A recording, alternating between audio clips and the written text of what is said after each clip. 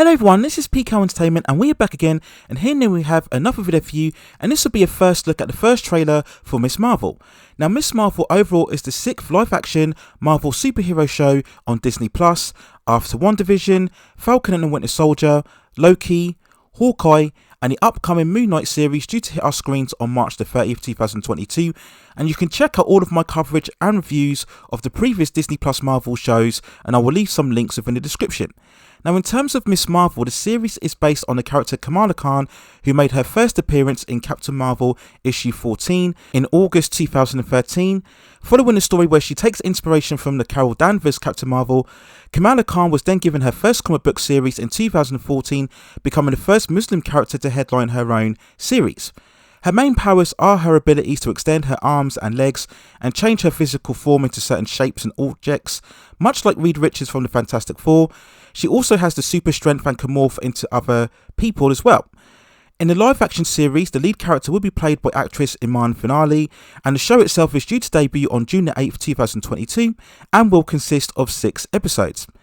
Kamala Khan will also appear in the Captain Marvel sequel, The Marvels, which is still confirmed for release in 2023.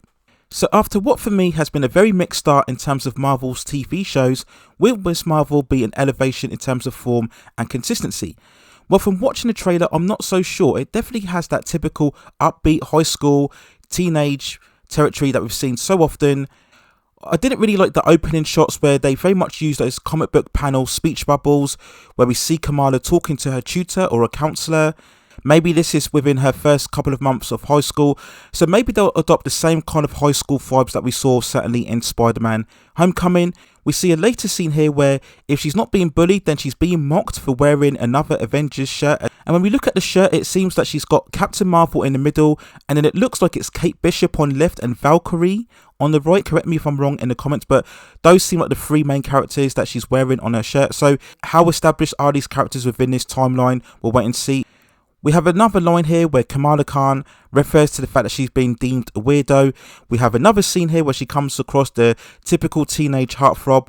So all of these elements we've seen so much throughout superhero stories. In many cases, dare I say, a lot of the CW shows, which I'm sure it will draw a lot of comparisons to. I did like this next shot here where she jumps out of the window in the Captain Marvel cosplay suit, it seems, and we get a further sequence where it seems she's living out a certain fantasy in terms of being popular when she's in the party and she's in the prom queen outfit. So there's going to be a lot of this juxtaposition between her living out her actual real life and the fantasy life where she's the popular girl as well. So again, a lot of familiar beats that we've seen already so many times before. We do get a lot of the Captain Marvel worship where she's wearing the costume and referring to her as per the source material, of course. Now, I do question this because if we remember from the Captain Marvel movie itself, Carol Danvers wasn't out into the public as a mainstream hero like the other Avengers were from the movies. She flies off to Earth at the end of the movie to help out the other Skrulls, and then later on, of course, she joins the fight against Thanos in Avengers Endgame. But that's it really in terms of her overall involvement. We never see her have the same cultural impact that Steve Rogers does, where he's on all of the TV screens and posters and other media. Very much the iconic hero for everybody to look up to in terms of inspiration. We never see that in Carol Danvers. So how exactly did Carol Danvers become well known enough in order for Kamala to take inspiration from her? We'll wait and see how exactly they explain that development overall. So the trailer as well does hint at a journey of self-discovery with Kamala looking to define herself. Again, we've seen this so many times. I'm sure the usual suspects on social media will be very triggered by the line that Kamala states, "It's not really the brown girls from Jersey City who go on to save the world. That's very much of a fantasy." So I'm sure that will provoke a lot of reactions online. Also the fact that it seems, as I mentioned from the earlier scene, that it's very much the white red-headed female who is mocking Kamala. As we all know, Hollywood, it seems, has a pure hatred for red-headed characters with all of the race swapping going on. So I'm sure, again, this will all be picked by people wanting to claim the usual woke agenda and fusion of identity politics. We'll later on see, it seems, the source of Kamala's powers, where she uncovers a bracelet found within her basement. So again, a lot of Stargirl vibes, again, if you remember from that particular show. And then we see later on the powers coming to fruition where we see her eyes light up purple. We then get that cool shot as what we saw from the first footage within the Disney Investors Day a couple of months ago, where Kamala exhibits a purple energy around her, a purple aura, very similar to what we saw with Captain Marvel. And this is where we know that there was a major deviation from the original powers, where instead of elongating and stretching her body, Kamala will be able to create and manipulate energy waves. And we see certain sequences where she shoots out certain waves. We get some cool shots where she's stepping on certain platforms as she's walking within the air. Some later shots throughout the trailer where she's exhibiting her fist and shooting out certain crystallized like portals.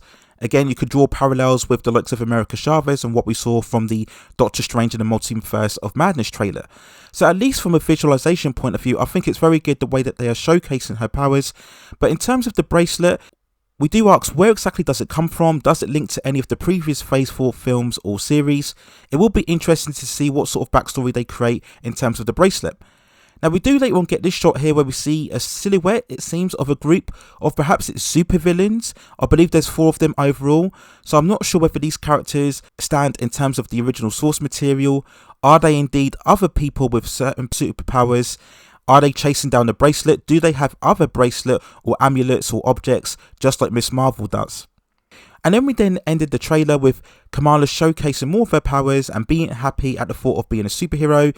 So again, a lot of those vibes that we got from Shazam. And to be honest, I'm glad that they haven't made Kamala a typical angsty, tormented character who's angry at the whole world. This is a character very much that embraces the superpowers and is very much thrilled at the prospect of being a superhero. And personally, for me, that's how it should be. It does seem that we are veering away now from the typical deconstructive, tortured, angry youngsters who see superheroes as being far more of a burden and want to shy away from it. And that's the direction that they're certainly taken from this character, it seems, from this overall trailer.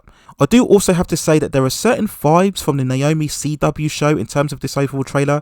And I really hope that this series is a lot more better than that show.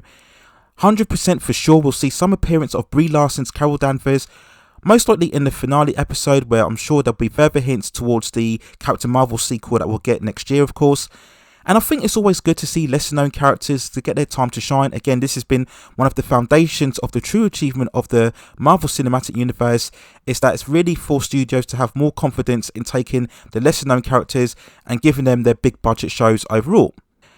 Admittedly, it was slightly strange that they chose to release the trailer now when we're very much building up all the anticipation to Moon Knight, but this is just typical studio tactics where they want to make sure that audience know that they have a huge wave of upcoming content in the future.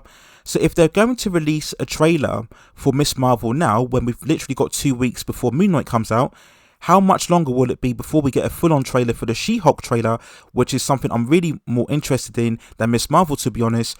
Will that trailer appear in May? It will be interesting to see. We did get a recent look at the first reveals of the rendition of She-Hulk, so hopefully we will get some sort of full trailer showcasing her full abilities in May as well. So in terms of this trailer overall, I have to say it was probably a bit underwhelming.